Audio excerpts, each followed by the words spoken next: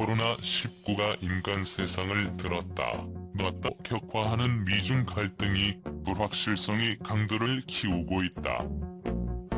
마이크 폼페이오 미국 국무장관이 지난 5월 27일 중국의 홍콩 보안법 제정 추진에 홍콩에 부여한 무역상의 특별 지위를 축소, 박탈하겠다고 경고했지만 중국은 이에 아랑곳하지 않고 다음날 열린 전국인민대표대회에서 홍콩 보안법을 제정했다. 미국 하원은 이에 맞서 위구르족 탄압에 책임이 있는 중국 당국자들을 제재하는 위구르 인권정책 법안을 통과시켰다. 강력 반대에도 중국이 홍콩 보안법을 제정하자 도널드 트럼프 미국 대통령은 29일 관세, 무역, 비자 등에서 미국이 홍콩에 부여했던 특별 지위를 박탈하는 절차를 시작하겠다고 밝혔다. 홍콩 자치권 침해에 관여한 중국, 홍콩 당국자들에 대한 제재 조치도 취하겠다고 밝혔다. 중국군과 연관된 미국 내 중국인 대학원 유학생과 연구원에 대한 비자를 취소해 사실상 추방하는 방안도 마련되고 있다.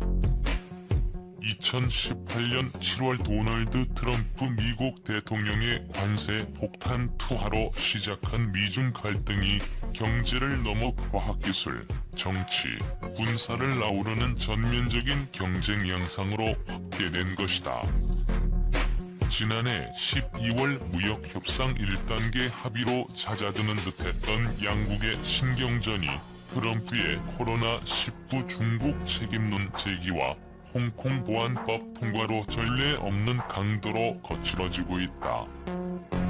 이신화 고려대 정치외교학과 교수는 코로나19가 협력의 모멘텀이 될 수 있었음에도 오히려 더 강력한 갈등 구조로 바뀌게 됐다면서 있어본 적 없는 새로운 패권 경쟁으로 치닫고 있다고 말했다. 신흥 강국이 급성장해 기존 패권국의 지위를 위협할 때 생기는 대결 국면을 투키디데스의 함정이라고 부른다. 고대 그리스 시절 아테네와 스파르타의 전쟁 원인을 설명한 펠로폰네소스 전쟁사의 저자인 투키디데스의 이름에서 따온 말이다. 이런 대결 국면은 아테네와 스파르타처럼 체제가 다른 국가 사이에서 강렬하게 나타난다. 반면 20세기 초 패권 이행은 동일 자유주의 이념을 가진 영국과 미국 간에 이루어졌다.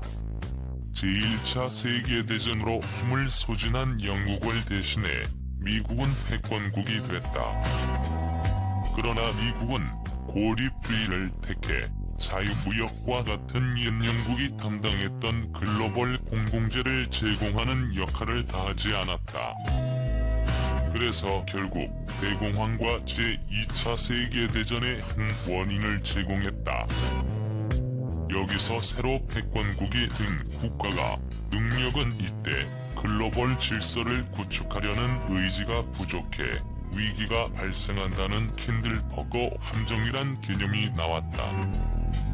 지금의 미중 패권 경쟁은 이와 달리 체제도 다른데다 서로 글로벌 질서를 이끌 지도력이나 역량이 없는 상황에서 자국만의 이익을 위해 패권을 놓고 격돌하고 있다.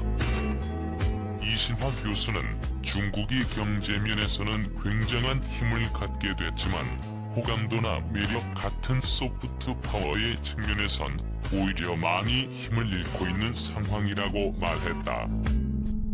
미국 역시 비슷하다는 점에서 지금은 리더 국가가 부재한 지제로의 시대라는 말도 나온다. 중국의 국내 총생산 규모는 현재 미국 GDP의 65에서 70% 수준이다.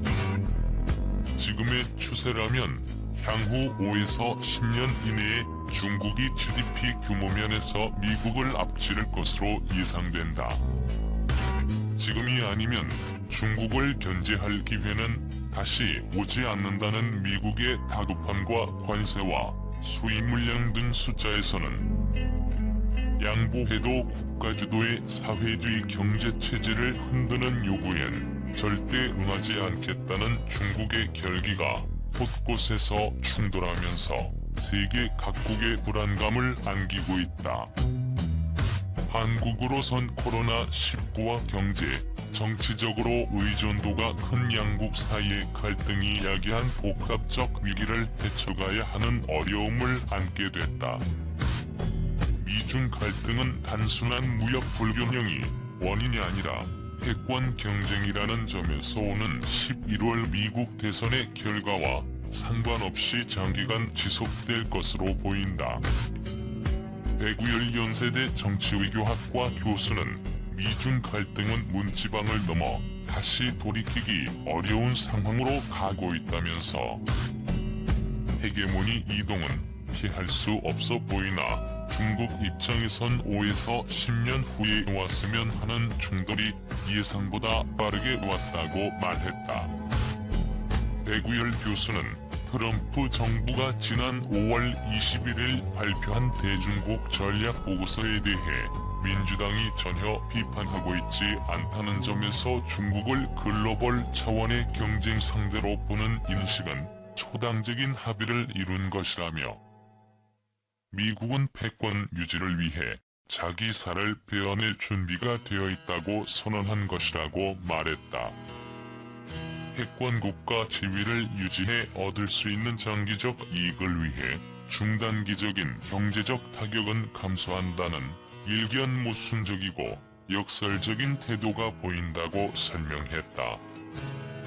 미국 정부는 의회에 제출한 대중국 전략 보고서에서 우리는 더 이상 중국과의 관계에 있어 상징성이나 화려한 행사를 좇는 행위는 가치가 없다고 판단하며 중국의 실제적이고 건설적인 결과를 보일 것을 요구한다며 조용한 외교가 쓸모없음이 증명된다면 미국은 중국에 대한 공개적 압박을 늘리고 국익을 지키기 위해 비용을 감수하는 행동에 나설 것이라고 경고했다. 미국 정부는 보고서에서 중국이 1979년 미국과 외교관계 수립 이래 전 세계의 건설적이고 책임 있는 당사자로서 역할을 하기를 기대했지만 중국 공산당은 지금까지 경제, 정치, 군사적 역량을 확대하면서 미국의 핵심 국익뿐 아니라 자유롭고 개방적인 세계 질서를 자국에 유리하게 악용하고 있다고 밝혔다. 외국 기업의 중국 진출 시기술 이전을 강제하고 자국의 시장 개방에는 소극적이면서 자신들은 국영기업을 동원해 글로벌 시장에서 몸집을 불리는 불공정한 행태를 고치겠다는 것이다. 자유무역 질서의 과실만 누리고 책임은 지지 않는 데 대한 비판이다. 미국 정부는 중국의 1대1로를 대표적인 약탈적 경제정책 사례로 지목했다. 1대1로는 시진핑 중국 국가주석이 2013년 공식화한 것으로 중국, 중앙아시아, 유럽을 잇는 육로와 중국, 동남아, 아프리카, 유럽으로 이어지는 바닷길을 장악해 중국의 경제 영토를 확장하는 목적을 갖고 있다. 미국은 중국이 1대1로 상위 저개발 국가들의 인프라 투자를 위한 돈을 빌려주고 대신 중국의 권위나 영향력을 확보하려는 것을 경계한 것이다. 중국이 호주, 캐나다, 한국, 일본, 노르웨이, 필리핀에 대한 무역, 관광 제한 정책으로 영향력 확대를 모색했다는 비판도 더했다. 사드 배치로 보복을 당한 한국 입장에선 수긍이 가는 지적이다. 실제 중국은 시진핑 체제 이후 개혁, 개방 초기에 몸을 낮추고 힘을 기르며 때를 기다린다는 도방양회 전략 대신 힘을 과시하는 공격적 행보를 주저하지 않고 있다. 1대1로와 함께 이를 상징하는 또 하나의 사례는 2015년 발표한 중국 제조 2025 선언이다. 미래를 선도할 핵심 10개 분야를 선정해 당시 10% 이하였던 중국산 점유율을 2025년까지 70% 수준으로 끌어올린다는 내용이다. 이 때문에 양평석 대외경제정책연구원 선임연구위원은 미중 갈등에는 강대국 전략을 너무 먼저 발표한 중국의 오판도 있다고 지적했다. 중국이 글로벌 경제 체제 생산 기제이자 하위 파트너로 머물길 원했던 바람과 달리 기술 경쟁에서 우위를 차지하겠다는 뜻을 명확히 하고 실제 통신과 컴퓨팅, 인공지능 기술에서 무서울 정도의 속도로 미국을 따라잡자 중국과의 관계를 재설정하려 나선 것이라는 뜻이다. 민주주의나 자유주의 같은 이념과 명분을 동원하지만 미국의 가장 핵심적인 관심사는 중국에 대한 기술적 우위 유지다. 지난해 화웨이에 대한 미국산 제품 수출 금지 명령과 구글의 안드로이드 운영체계 제공 거부, 반도체 설계 기술을 제공하는 영국 아메 사업 중단 선언에 이어 최근에는 미국 기술을 이용한 제3국 제조 반도체의 화웨이 제공까지 금지했다. 미국 국립보건원 등 정부 예산을 받는 대학 연구소에서 해외 기술 유출 혐의가 있는 연구자를 색출하는 작업을 벌일 정도로 기술 보호에도 집중하고 있다. 최근에 중국 대학원생 추방 움직임도 같은 맥락이다. 양평석 선임연구위원은 중국에 대한 미국의 압박은 결국 장기화되고 일상이 되는 과정을 밟게 될 것이라면서 지금까지 관세나 무역이 관심사였다면 이제 기술 패권 전쟁과 홍콩, 대만 문제 같은 비경제적 문제들로 확산되고 있다고 밝혔다. 중국을 배제하고 미국 중심의 공급망을 구축하는 경제번영 네트워크의 참여를 설득하면서 1대1로에 대한 견제도 본격화했다. 미중 대립이 확전 양상을 보이는 중에 양국 사이에서 선택을 강요하는 흐름도 가시화하고 있다. 반중 경제 블록인 EPAN 참여를 기준으로 우호국과 비호국을 가릴 태세이다. 편가르기에 대해 전문가들의 의견은 조금씩 나뉘었다. 국제사회에서 통용될 수 있는 보편적인 원칙과 국가 간 연대를 통해 사안별로 대응하는 방식과 미국 중심의 경제 네트워크에 합류해야 한다는 방식으로 나뉘었다. 이신화 교수는 미국과의 관계가 소원해진다고 중국과의 관계가 좋아지진 않는다면서 지금의 한국을 잇게 한 근간이 한미동맹이었다는 점을 중국 측에 이해시키는 방식으로 분명히 태도를 밝혀야 한다고 말했다. 이 교수는 그러면서 미중 분쟁의 장기화에 대비해 독일을 비롯한 제조 강국, 우리와 비슷한 상황에 있는 캐나다 등 중견국 등과 타자주의를 강화해 생산기지와 시장을 다변화하는 것이 중요하다고 강조했다.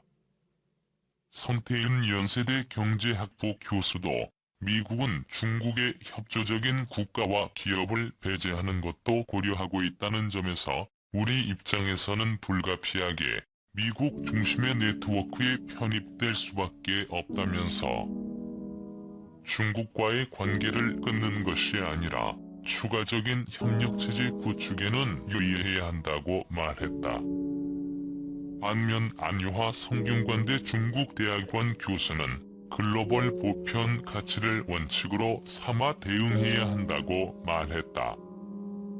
안 교수는 미국에 줄 서야 하나 중국에 줄 서야 하나라는 선택적 사고 방식을 가져선 안 된다며 미국이 요구하더라도 그것이 글로벌 가치에 맞지 않으면 당당히 거부할 수 있어야 한다고 강조했다. 그는 중국 양회에서 데이터 중심의 미래 산업에 투자를 강화하겠다고 밝혔는데, 빅데이터, 인공지능 분야에 앞선 중국과의 협력은 한국 입장에서도 포기하기 어렵다면서 미래를 보는 지혜로운 접근이 필요하다고 말했다. 그는 미국의 홍콩 체제가 가시화할 경우 홍콩이 맡고 있는 동아시아 금융업으로서의 역할을 일정 부분 한국이 가져올 필요성도 있다고 말했다. 안 교수는 중국 기업과의 결제에서 달러 위안화, 위안화 달러의 이중 결제를 하게 되면서 한국 기업은 환율 리스크에 2번 노출된다며, 위안화 원화 결제 시장이 확대될 여지가 크고 현재 위안화, 원화 통화 스왑 규모가 크다는 한국만의 장점을 살리면 동아시아 금융 강국으로 도약할 기회를 얻을 수도 있다고 말했다. 배구열 교수는 미중 중간에 낀 국가들은 로키로 가는 게 중요하다면서 대신 물밑에서 유럽과 동남아, 오세아니아, 인도 등과 연대하는 작업을 진행해야 한다고 말했다.